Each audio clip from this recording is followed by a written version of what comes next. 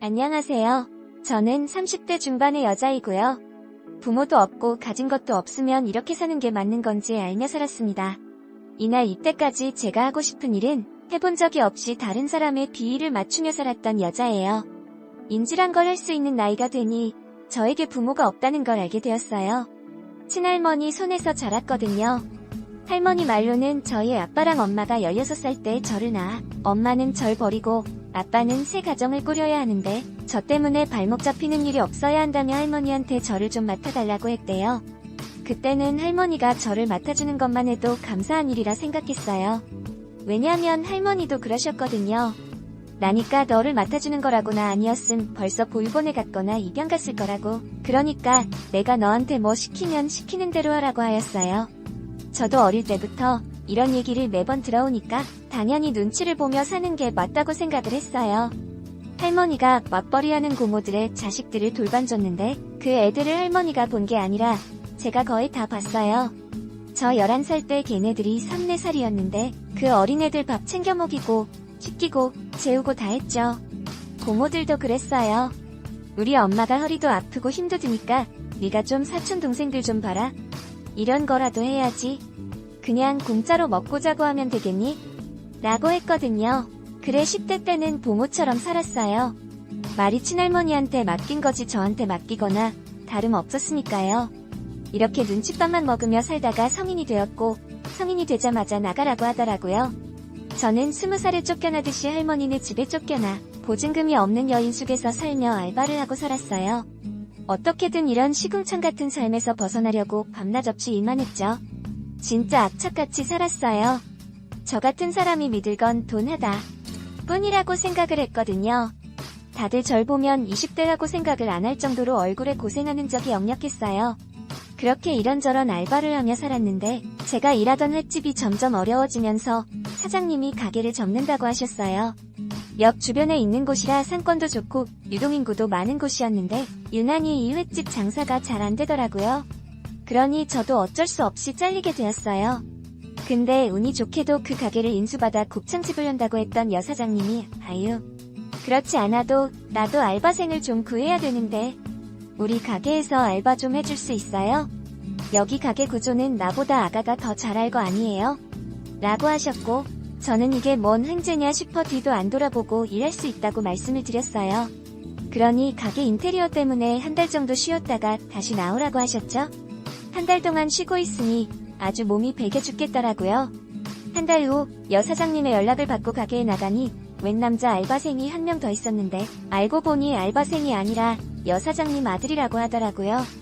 사장님 아들은 저보다 3살이 많은 사람이었는데 군대 제대하고 나서 딱히 할 게 없어 본인 엄마랑 같이 가게를 한다고 했어요. 부모 잘 만나서 속 편하게 사는구나 싶었죠.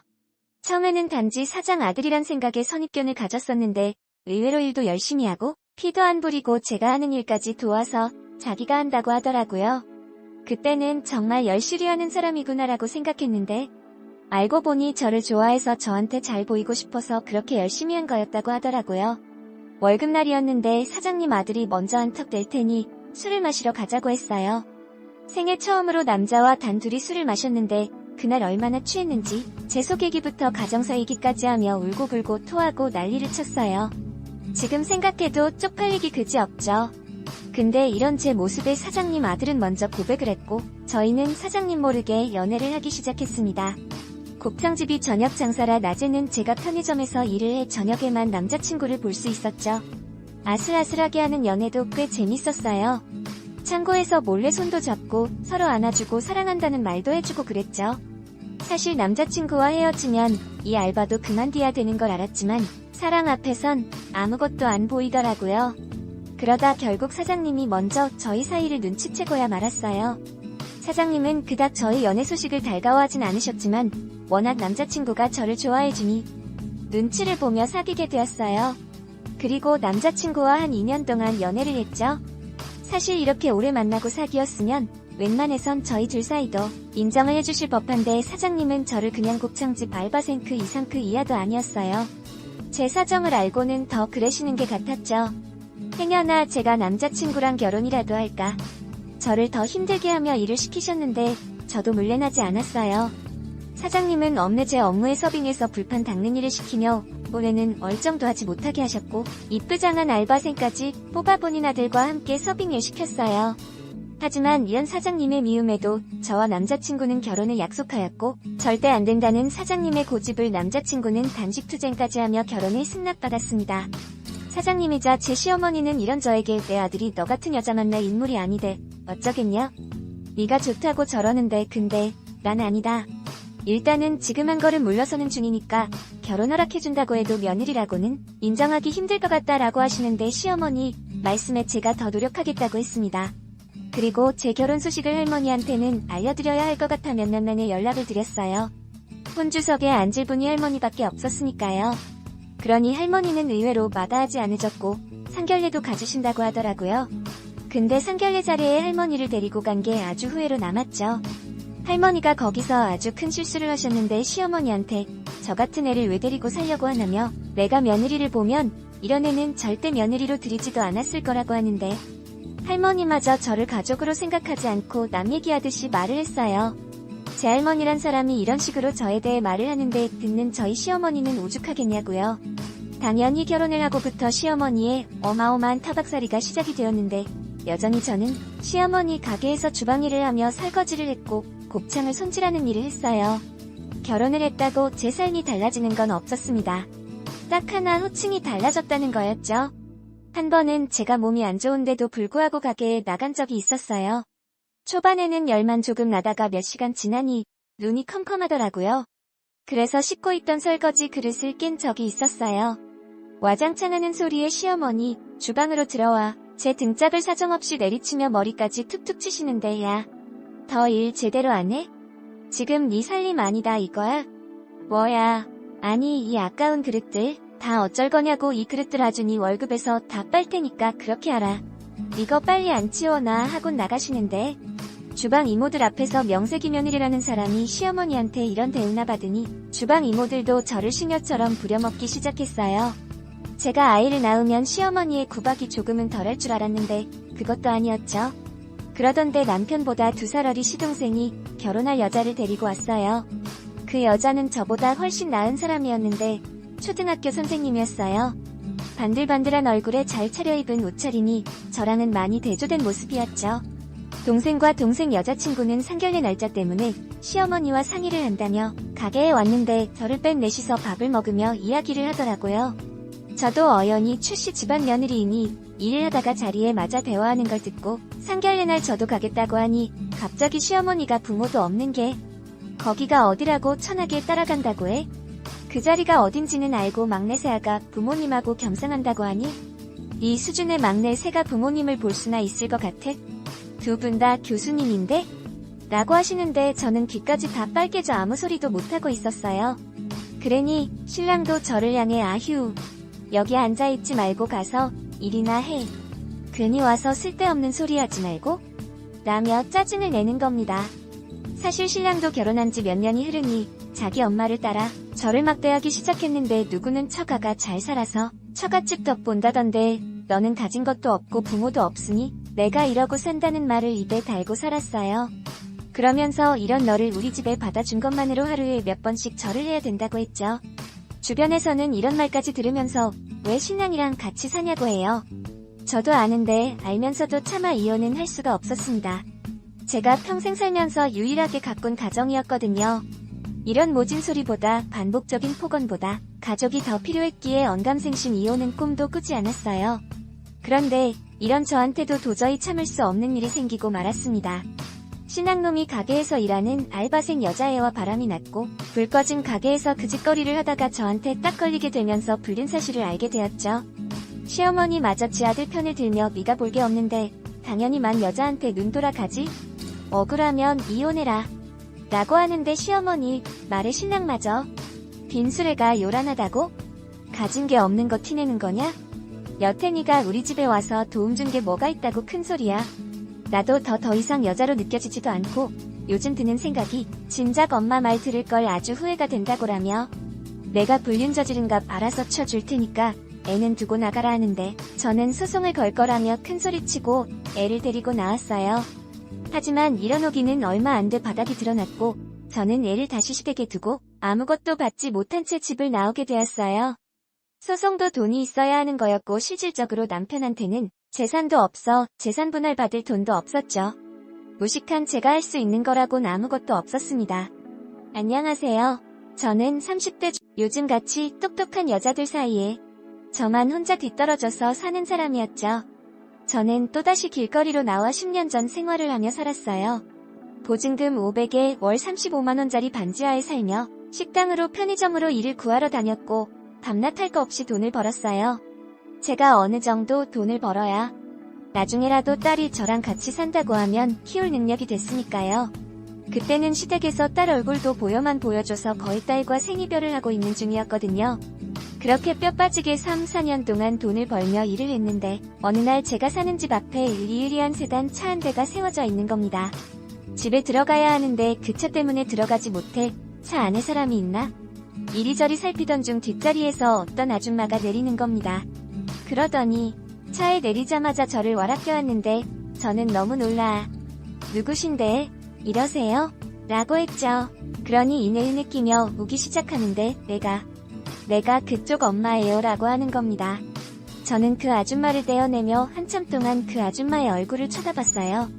그러니 그 아줌마는 손을 벌벌 떨며 저에게 사진들을 건네주는데 그 사진 속 아이는 다름 아니 저 어렸을 때의 사진이었죠. 도대체 이게 어떻게 된 거냐고 하니 그 아줌마는 아니 엄마는 여태까지 있었던 모든 이야기를 저한테 빠짐없이 다 해주셨어요. 엄마는 아주 부유한 집안의 딸이었대요. 근데 저희 아빠를 잘못 만나 덜컥 임신이 되어버렸고 집안에 불명예가 되었다며 사람들 입에 오르락내리락 하게 되면 시집도 못 간다고 지방에서 몰래 저를 낳아 친할머니에게 맡겼대요. 저를 맡아준다는 조건으로 엄마는 집에서 할머니한테 어마어마한 돈을 들였다는데 저는 전혀 그 사실을 모르고 컸던 겁니다. 어쩐지 할머니가 왜 저를 보육원이나 입양시설에 맡기지 않고 키웠는지 알 것만 같았죠. 그렇게 많은 돈을 받았으니 어쩔 수 없이 키우셨던 겁니다. 엄마는 그 조건으로 제가 크는 모습을 사진들로 찍어서 보내달라고 했대요. 근데 어느 날 저희 할머니가 엄마한테 그랬다네요. 제가 고등학교를 호주에서 다니고 싶어 해서 호주로 유학을 보낸다고요. 그 말에 엄마는 할머니한테 돈까지 더 드렸다고 했어요. 그때가 시기상 저희 아빠가 세장가를 갔을 때였는데 집에 돈이 없는데도 불구하고 할머니가 아빠한테 집을 사줬는데 그 돈으로 사준 거구나 생각이 들었어요. 엄마도 그 얘기를 듣더니 공분을 감추지 못했고 저한테 미안하다는 말만 잇따라 계속하더라고요. 엄마는 아무것도 몰랐다며 살면서 내 원망을 얼마나 많이 했겠냐고 나는 벌받아도 짜다며 그래서 이렇게 몸이 다 망가진 것 같다는데 엄마가 50밖에 되지 않았는데 투석을 받아야 된다고 했대요. 그래서 투석까지 받게 되면 영영 저를 못 보게 될까봐 지금이라도 늦었지만 절 찾아온 거라고 하셨어요. 엄마는 용서까진 바라지 않는다며 가끔씩 이렇게 얼굴 보면서 살면 안 되냐고 하는데 저는 그런 엄마의 품에 안겨 어린 아이처럼 울부짖었어요. 엄마의 품이라는 걸 처음으로 느끼며 되려 절 잊지 않고 이렇게 찾아주셔서 감사하다고 했죠.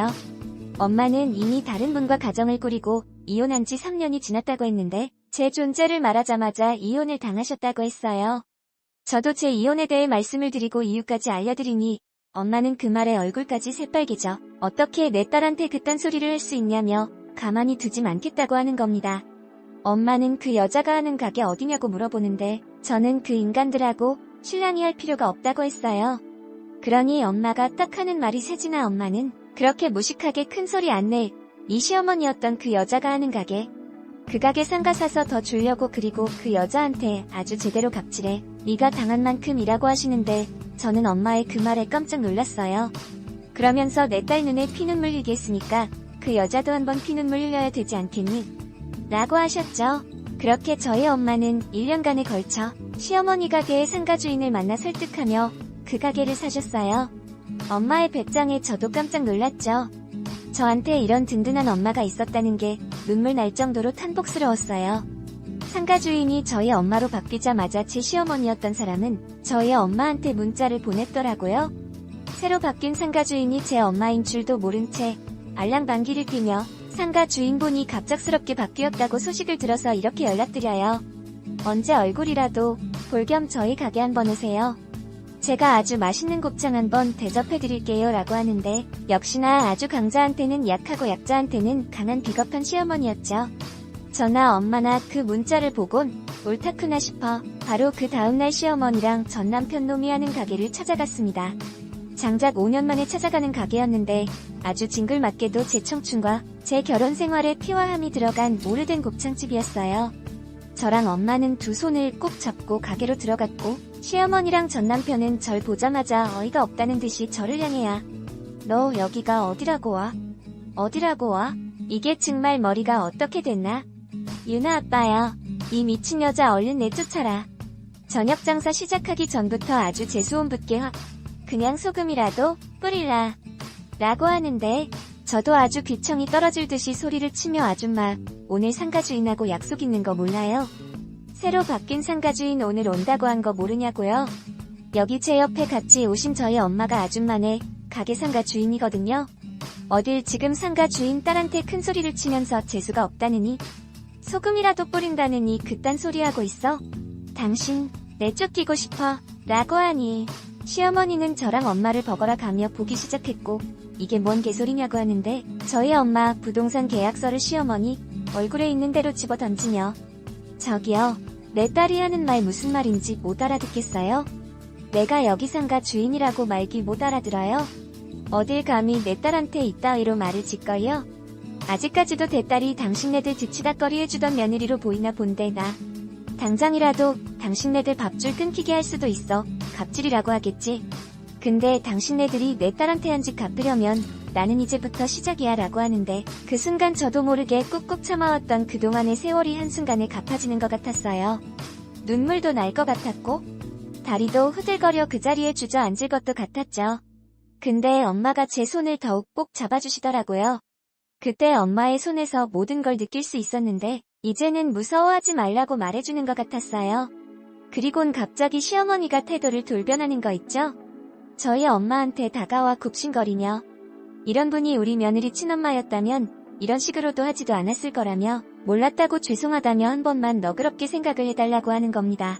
그러면서 저한테도 단 한 번 사과를 한 적 없던 사람이 유나 애미야 미안하다.